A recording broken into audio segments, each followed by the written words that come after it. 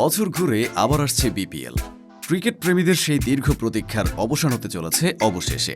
আগামী ৩০ ডিসেম্বর থেকে শুরু হচ্ছে ১১তম বাংলাদেশ প্রিমিয়ার লিগ বিপিএল।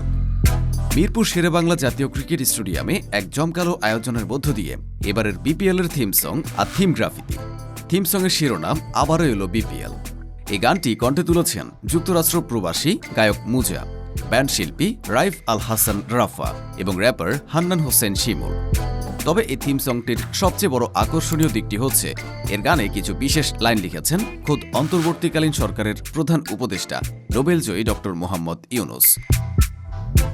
যুব ও ক্রীড়া উপদেষ্টা আসিফ মাহমুদ সজীব ভুঁইয়ার কথায় জানা যায়, ডক্টর ইউনুস ব্যক্তিগতভাবে পুরো থিম ডিজাইনে এতটাই সম্পৃক্ত ছিলেন যে থিম সঙ্গের লাইনগুলোতেও দিয়েছেন তার সৃজনশীল ছোঁয়া। আর এবার বিপিএল এর থিম গ্রাফিতিতেও ফুটে উঠবে আমাদের সংগ্রামের গল্প।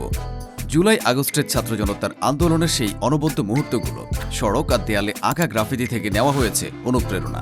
প্রতিটি রেখা যেন আমাদের শক্তি আর ঐক্যের প্রতীক। ৩০ ডিসেম্বর থেকে শুরু হয়ে ৭ ফেব্রুয়ারি পর্যন্ত চলবে ক্রিকেটের এই মহাযজ্ঞ। মাঠে গর্জন করবে ব্যাট বলের লড়াই, আর গ্যালারি মুখরিত হবে কোটি ক্রিকেট প্রেমীর উল্লাসে। সময় আসছে ক্রিকেট আবেগ আর একতার এই মহোৎসবে সামিল হওয়ার।